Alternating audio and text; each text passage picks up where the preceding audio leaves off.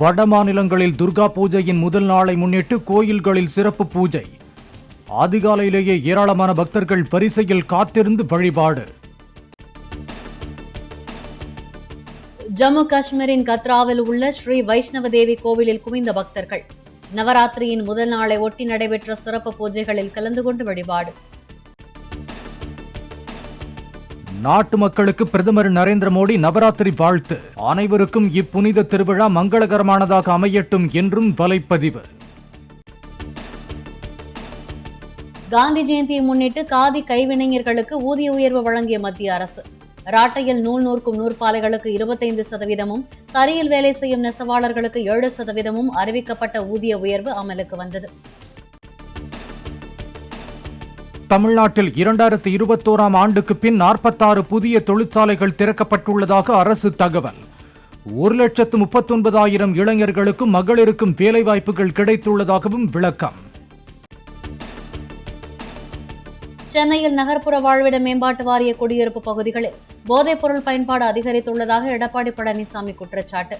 நேர்மையான காவல் அதிகாரிகள் மனது வைத்து செயல்பட்டால் மட்டுமே குடியிருப்புகளில் உள்ள இளைஞர்களை அழிவிலிருந்து காக்க முடியும் என்றும் அறிக்கை.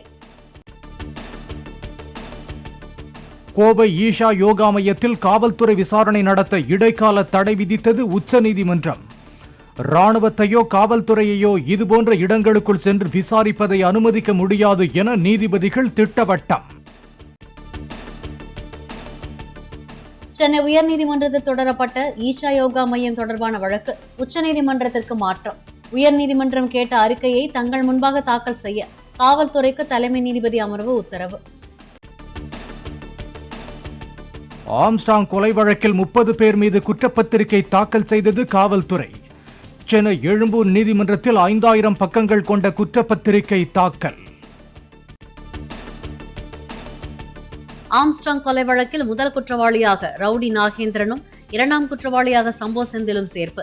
நாகேந்திரன் மகனும் முன்னாள் காங்கிரஸ் நிர்வாகியுமான அஸ்வத்தாமன் குற்றப்பத்திரிகையில் 3ஆம் குற்றவாளியாக இடம்பெற்றுள்ளதாக தகவல். கோயம்புத்தூர், வேலூர், ஈரோடு, தேனி, திண்டுக்கல் உள்ளிட்ட 14 மாவட்டங்களின் ஓரிரு இடங்களில் அடுத்த 24 மணி நேரத்துக்கு கனமழைக்கு வாய்ப்பு. லட்சத்தீவு மற்றும் அதனை ஒட்டிய பகுதிகளின் மேல் நிலவும் வளிமண்டல கீழடுக்கு சுழற்சியால் கனமழை பெய்யக்கூடும் என வானிலை மையம் தகவல். சென்னை மற்றும் புறநகரின் ஒரு சில பகுதிகளில் அடுத்த 48 மணி நேரத்திற்கு மிதமான மழை பெய்ய வாய்ப்பு. பெருநகரில் வானம் ஓரளவு மேகமூட்டத்துடன் காணப்படும் என்றும் வானிலை மையம் தகவல். பருவமழையை ஒட்டி படகுகள், அத்தியாவசிய பொருட்களை இருப்பு வைக்க நடவடிக்கை எடுக்கப்பட்டுள்ளதாக அமைச்சர் KKSSR ராமச்சந்திரன் தகவல். கடந்த முறை கடும் பாதிப்பு ஏற்பட்ட இடங்களில் முன்னெச்சரிக்கையாக பணிகள் மேற்கொள்ளப்பட்டுள்ளதாகவும் பேட்டி. அரக்கோணம் அருகே புளியமங்கலம் ரயில் நிலையத்தில் அபாய சங்கிலியை இழுத்து திருவனந்தபுரம் சென்னை எக்ஸ்பிரஸை நிறுத்திய பயணிகள். ரயில் ஓடிய போது வித்தியாசமாக சத்தம் கேட்டதாக கூறி நிறுத்திய நிலையில் தண்டவாளத்தில் விரிசல் கண்டுபிடிப்பு.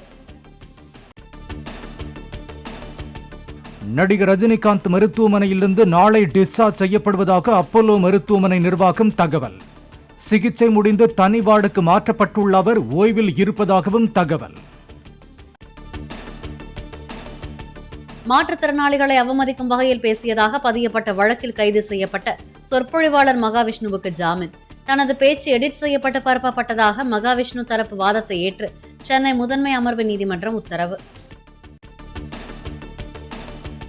நடிகை சமந்தா நாக சைத்தன்யாவை விவாகரத்து செய்ததற்கு BRS தலைவர் KT ராமாராவே முக்கிய காரணம் என கூறிய விவகாரம்.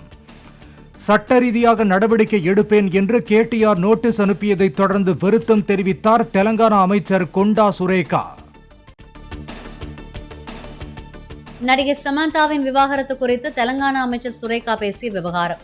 அரசியலுக்காக பிறரது தனிப்பட்ட வாழ்க்கையில் தலையிடுவதாக நடிகர்கள் சிரஞ்சீவி, ஜூனியர் NTR, அல்லு அர்ஜுன் கண்டனம். இஸ்ரேல் ஈரான் போர் பதற்றம் காரணமாக இந்திய பங்குச்சந்தைகளில் வர்த்தகம் கடும் சரிவு. சென்செக்ஸ் 1729 புள்ளிகள் வீழ்ச்சி அடைந்ததால் முதலீட்டாளர்களுக்கு ஒரே நாளில் 11 லட்சம் கோடி ரூபாய் இழப்பு. இஸ்ரேலில் வசிக்கும் இந்தியர்கள் மிகவும் பாதுகாப்பாக இருப்பதாக இந்தியாவுக்கான இஸ்ரேல் தூதர் ரூபன் அசார் தகவல். மேற்காசியாவில் அமைதியையும் ஸ்திரத்தன்மையையும் கொண்டு வர இந்தியாவுடன் இணைந்து இஸ்ரேல் பாடுபடும் என்றும் உறுதி.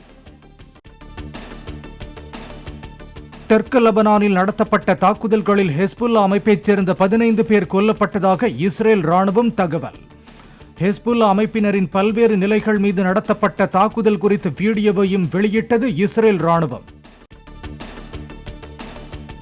காசா பகுதியில் நடத்தப்பட்ட வான்வழி தாக்குதலில் ஹமாஸ் அரசின் தலைவர் ராஹி முஷ்டஹா கொல்லப்பட்டதாக இஸ்ரேல் ராணுவம் அறிவிப்பு. 3 மாதங்களுக்கு முன் திட்டமிட்டு நடத்தப்பட்ட தாக்குதலில் அவருடன் 2 கமாண்டர்களும் கொல்லப்பட்டதாக தகவல். இஸ்ரேல் தாக்குதலில் கொல்லப்பட்ட ஹெஸ்புல்லா தலைவர் நஸ்ரல்லாவின் இறுதிச் சடங்குகள் பெய்ரூட்டில் நாளை நடைபெறும் என தகவல். தங்கள் அமைப்பின் 32 ஆண்டுகால தலைவர் மறைவை ஒட்டி லெபனானில் துக்கம் அனுசரிப்பு. கால்பந்து வரலாற்றில் 46 கோப்பைகள் வென்ற அணிகளில் இடம்பெற்ற முதல் வீரரானார் Lionel Messi. Major league soccer போட்டியில் இன்டர் மியாமி அணியின் வெற்றிக்கு வழிவகுத்து புதிய சாதனை. நடிகர் விஜயின் 69வது படத்தில் நடிக்கிறார் இயக்குனர் கௌதம் வாசுதேவ் மேனன். கேவிஎன் புரொடக்ஷன்ஸ் தயாரிப்பில் அனிருத் இசையில் படத்தை இயக்குகிறார் வினோத். தைவானில் மணிக்கு 220 கிலோமீட்டர் வேகத்தில் கரையை கடந்தது கிராத்தான் சூறாவளி.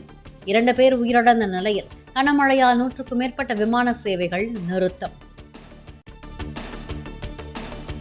அர்ஜென்டினாவில் பொது பல்கலைக்கழகங்களுக்கான நிதி ஒதுக்கீடு குறைக்கப்பட்டதற்கு மாணவர்கள் எதிர்ப்பு. அதிபர் சேவியர் மிலை அரசுக்கு எதிர்ப்பு தெரிவித்து தலைநகர் பியூனஸ் அயர்ஸில் நடைபெற்ற போராட்டத்தில் ஆயிரக்கணக்கான மாணவர்கள் பங்கேற்பு.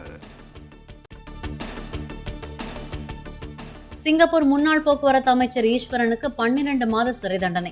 2 கோடி ரூபாய் மதிப்புள்ள பரிசுகளை லஞ்சமாக வாங்கியதாகவும் நீதித்துறை நடவடிக்கைகளில் குறுக்கிட்டதாகவும் தொடரப்பட்ட வழக்கில் உத்தரவு. ஈஸ்டர் தீவுகள் மற்றும் தென் அமெரிக்காவின் சில நாடுகளில் தென்பட்ட சூரிய கிரகணம். சில நிமிடங்களை நீடித்த அரிய வானியல் நிகழ்வை தொலைநோக்கி மூலம் கண்டு ரசித்த மக்கள்.